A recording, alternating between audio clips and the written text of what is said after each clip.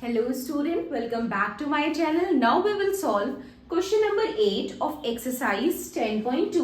तो question number 8 में क्या कह रहे हैं? If z equal to 10, find the value of z cube minus 3 of z minus 10. ठीक है, आपको बता दिया गया है कि z जो है 10 है, z की वैल्यू 10 है, तो आपको इस पूरे एक्सप्रेशन की वैल्यू बताना है. ठीक है, बट इस क्वेश्चन में आपको ऐसा कुछ नहीं कहा गया है कि आप पहले सिंप्लीफाई करिए देन उसके बाद z की वैल्यू सब्स्टिट्यूट करके सॉल्व करिए. ठीक है, तो इसमें सिंप्लीफाई करने के लिए ऐसा कुछ नहीं कहा गया है.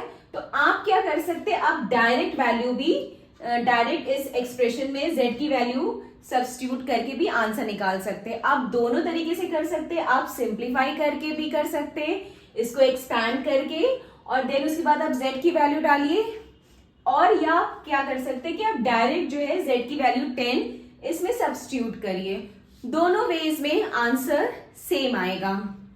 तो चलिए हम सॉल्व करते हैं और दोनों वेज से करके मैं आपको दिखाती हूँ कि दोनों वेज में आंसर सेम आएगा. ठीक है, तो पहले मैं इसको सिंप्लीफाई करके करती हूँ. यहां पे क्या है, z cube minus 3 of z minus 10. ठीक है, तो अब हम इसे सिंप्लीफाई करते हैं, देन उसके बाद हम वैल्यू इसमें सब्स्टिट्यूट करेंगे. ठीक है, तो z cube minus 3z minus 10. अब हम ये ब्रैकेट ओपन करेंगे तो क्या आ जाएगा, माइनस 3z, 3 यहाँ पे मल्टीप्लाई होगा, देन 3 इससे मल्टीप्लाई होगा, तो ये हो जाएगा minus 3z minus minus plus 10 3 30. ठीक है, अब ये फर्दर नहीं सॉल्व होगा, तो हम क्या कर रहे हैं कि हम z की वैल्यू इसमें सब्स्टिट्यूट कर देंगे. z हमें दिया है 10 पुट करना है. ठीक है, तो पुट z इक्वल टू 10. ठीक है, अब जब हम z की वैल्यू इसमें 10 डालेंगे तो क्या हो जाएगा, 10 क्यूब माइनस 3 10 प्लस 30.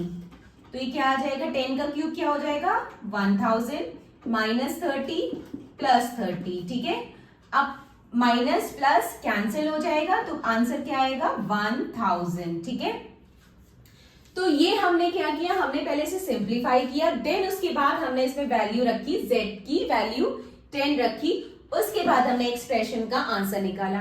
अब हम क्या करेंगे, हम डायरेक्ट जो है z की वैल्यू 10 इस एक्सप्रेशन में रखेंगे, हम सिंप्लीफाई नहीं करेंगे. तो भी हम देखेंगे कि दोनों केस में आंसर जो है वो सेम आएगा.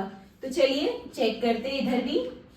अब यहाँ पे क्या है, z cube minus 3z minus 10. ठीक है, अब यहाँ पे भी पुट z इक्वल टू 10, हमें z 10 पुट करना है यहाँ पे, तो ये क्या आ जाएगा, 10 का क्यूब माइनस 3 10 माइनस 10. ठीक है, अब 10 का क्यूब क्या हो जाएगा, 1000 माइनस 3 10 माइनस 10 0. ठीक है, अब 0 अगर 3 से मल्टीप्लाई होगा तो 0 ही होगा, तो हमारे पास क्या बचा, 1000.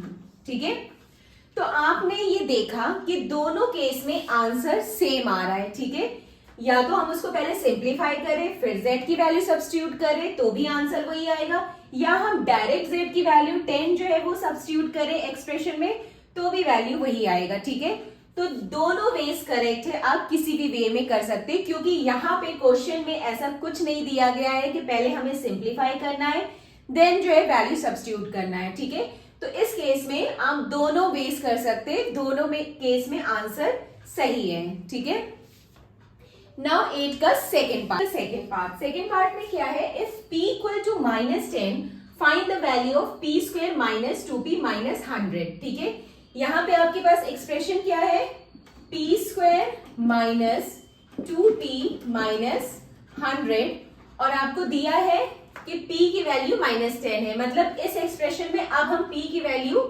माइनस 10 सब्स्टिट्यूट करेंगे. तो अब हम इसमें डायरेक्ट सब्स्टिट्यूट कर दे रहे हैं क्योंकि ये वैसे भी फर्दर सॉल्व भी नहीं होगा. ठीक है, तो अब p की वैल्यू माइनस 10 सब्स्टिट्यूट कर रहे हैं, put p equal to minus 10, तो क्या आएगा, माइनस 10 का whole square minus 2 minus 10 minus 100. तो ये क्या हो जाएगा, 10 का स्क्वायर क्या हो जाएगा, 100, माइनस माइनस प्लस हो जाएगा, तो ये 100 हो जाएगा, माइनस माइनस प्लस, तो ये क्या हो जाएगा 20, एंड ये क्या हो जाएगा माइनस 100. और ये -100 है, तो +100 -100 कैंसिल हो जाएगा, तो आंसर क्या आएगा 20। ठीक है, so this completed our question number 8. Now question number 9 in the next video. Bye bye, take care.